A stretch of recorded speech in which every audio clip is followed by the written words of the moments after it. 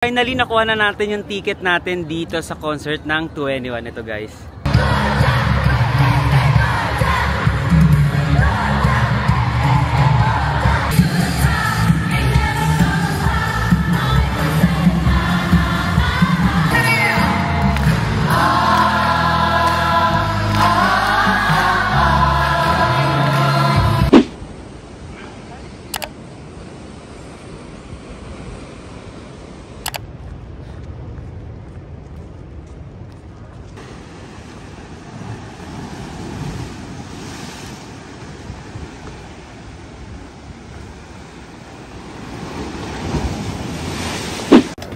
Hi guys, good morning. So for today's video, babalik na tayo agad sa Seoul.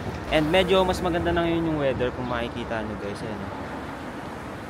Kanina pala guys, nag-jogging tayo dun banda sa may Hyundai Beach, yung tapat nun. And sobrang dami nag-jogging din. And sobrang lamig. Mga around 8 degrees kanina nung nag-jogging ako. Pero kaya naman, kaso lang medyo mahangin lang talaga. Kaya lalamigin ka talaga. Pero okay naman yung experience makapag-jogging dito. Nagdala rin talaga ako ng ng pan-jogging din, tsaka rubber shoes para kung sakali makapag-jogging tayo. Ma-experience natin mag-jogging dito sa Korea. Actually, bala ko talaga sa Seoul pa mag-jogging, kaso nga lang ang hirap ng timing. Tsaka yung nakita ko kahapon na maraming nag-jogging doon sa may Hyundai Beach, sabi ko baka ito na yung perfect place para mag-jogging dito sa Korea. And sobrang ganda doon kasi tapat ng dagat, tas takbo-takbo ka, ganun. Tsaka ang dami rin kasabay mag-jogging, kaya nakaka-enjoy. Mostly mga local doon talaga nag-jogging sa may Hyundai Beach. Nandito na tayo sa may bus, and then magbabus tayo kaysa yung train, kasi yung train parang ang hirap bitbitin ng mga luggage pa idalhin, tas aakyat at transfer ng train. So ito siguro mga isang transfer lang, parang palit bus lang, and then sa Busan station na. So train dito. Nandito na ulit tayo sa may Busan station. Dito tayo sasakay ng KTX pabalik sa Seoul. Sakto lang naman yung biyahe. Minsan okay din palang mag-bus guys kaysa yung train. Kasi mas madali yung mga pick up point and drop off ng mga bus. Nakaka-enjoy din aside sa pagdi-train or subway. Bye Busan! Babalikan natin to guys next time. Next time guys, babalikan natin to para mas magalaan pa natin yung ibang mga tourist spot dito. Ngayon kasi, kaya tayo babalik agad ng Seoul kasi makahanap tayo ng ticket and makakanood tayo ng 2NE1 Welcome Back Encore concert dito sa my Korea. Ayun, so minsan lang yun. So sulitin na natin at parang manood tayo. Kasi dito tayo sa loob ng Busan Station, and hindi na tayo nakakuha ng seat kasi puro standing na lang available, at 9 PM pa yung available na may mga seat. So ngayon, ang pinili na lang namin is yung standing na lang going back to Seoul. Yung biyahe pa naman parang 2 hours mahigit, so matagal-tagal tayong tatayo ngayon. So kaya dito na lang kami bumili ng breakfast, tapos kainin namin agad para doon chill na lang habang nakatayo.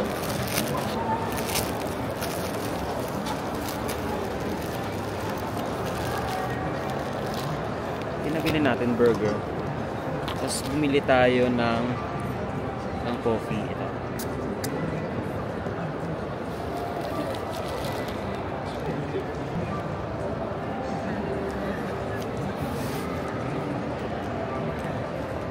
Pababa na tayo sa may platform natin, platform number 8.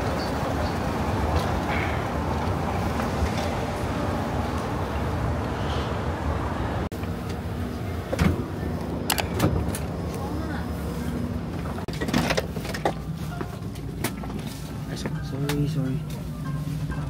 Yun guys, ang hirap ng standing. Hindi namin alam kung saan kami pupwes.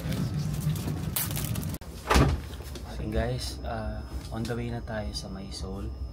So dahil nga wala tayong seat, ang mga seat na lang natin, yung mga nasa daan na seat na available ay yung inupuan natin. Tingnan nyo naman. Ito yung upuan natin, tapos ito yung luggage natin. Tapos ito na kaagad yung pinto. So ganun lang yung ano natin ngayon para makabalik tayo sa Seoul in time. Kasi 9 PM pa yung available na 9 PM pa yung available na may talaga, na may seat. So hintayin pa natin yun, baka hindi natin maabutan yung concert. Concert kasi ngayon is 5 PM. 11 AM yung alis natin ngayon, departure time natin. Then makarating tayo sa Seoul around 1:43 PM na. Tapos tsaka ko imi-meet up yung Pinoy fans din na nabilhan ko ng ticket doon na mismo sa may Dome, KSPO Dome. Tara guys, bahin na tayo.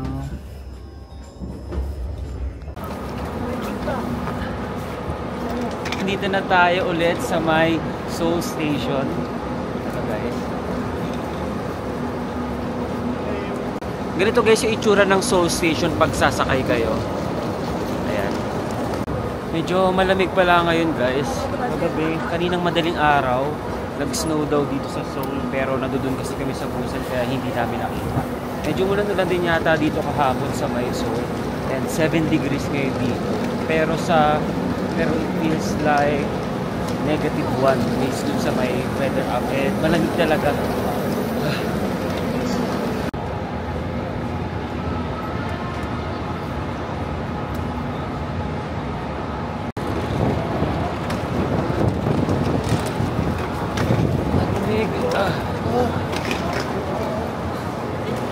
Ngayon, parang ang foggy. Umuulan ba? O snow yan? Ulan? Ulan yan? Ulan ba? Ano? Snow ata? Kaya pala sobrang lamig kasi nag-i-snow ngayon. Tingnan nyo. Tabi tayo. Ito guys, in the middle of April. Wow! Ayan guys, hindi ko alam kung kita ka sa camera, pero kung may kita nyo, ayun, no, parang siyang ulan pero kulay puti siya. Nag-i-snow ngayon. Sobrang lamig guys. Parang kailangan ko magdoble ng jacket. Lamig. Ayan guys, parang hindi visible dito sa may camera pero nag-i-snow. And hindi ako nakapagdala ng gloves kasi akala ko saktong lamig lang since spring season naman na, pero bigla siya nag-snow. Lamig.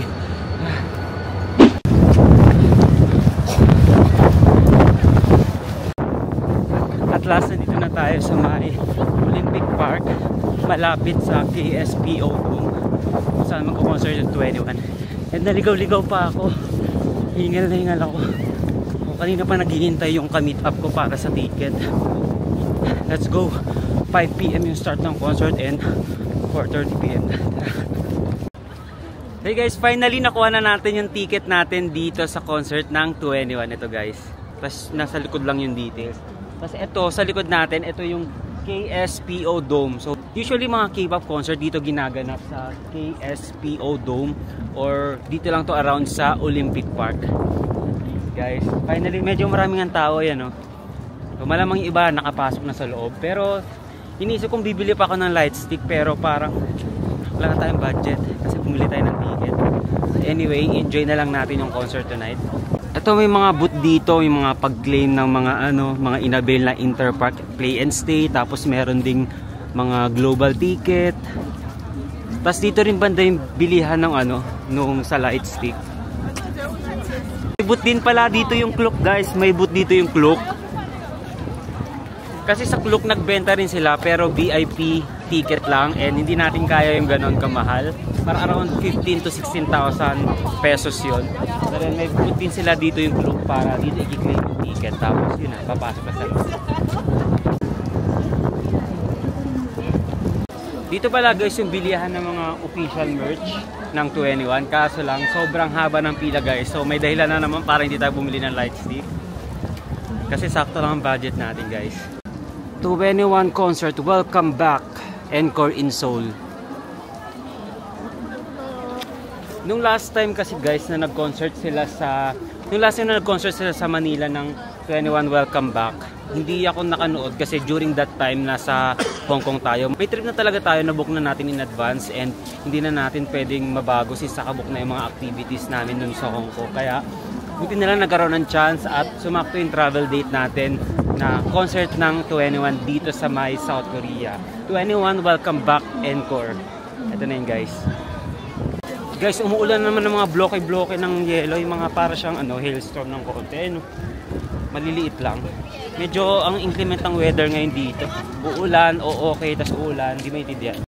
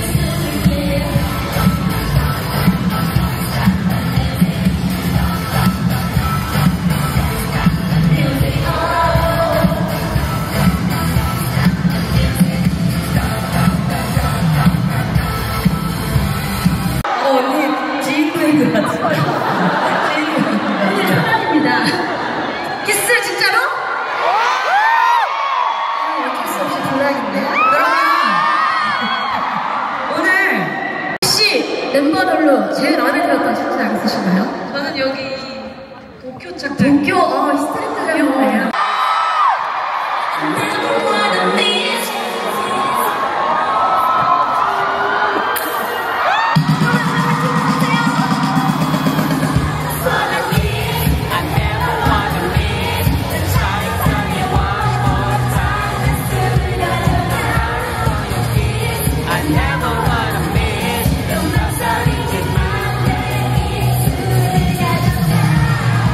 Because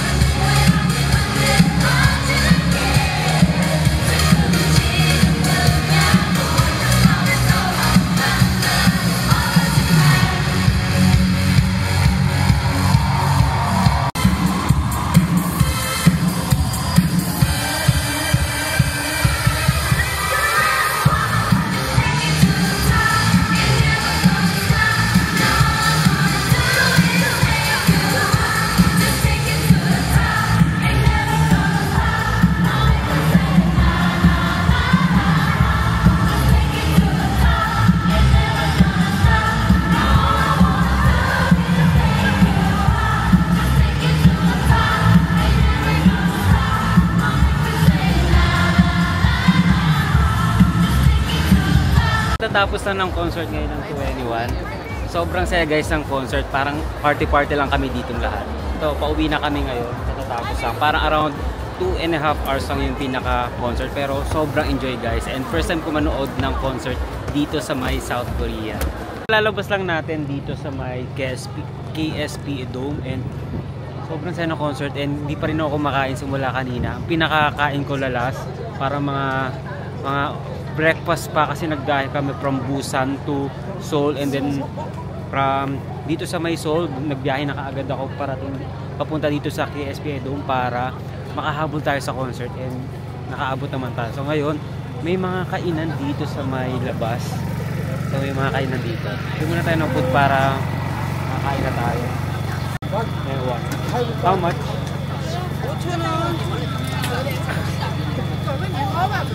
So ito guys, kumakain muna tayo ng fish cake. Ito, sarap ng sabaw kasi sobrang lamig ngayon. Around 5 degrees ngayon. And parang ang hirap ng walang gloves, pero wala ako kasing dalang gloves. But anyway, at least nakakain na tayo. Tapos mamaya kakain pa ulit tayo ng maayos na kain para mabusog tayo. Kasi hindi ako nakapag-lunch and dinner na kaagad kasi sobrang naghahabol tayo kanina ng oras. But yeah, ito yung mga tao dito dapat ako kain. Dito dapat ako kakain mo kaso wala na kasing pwesto, taken lahat ng mga seat dahil katatapos na ng concert. Pero yun.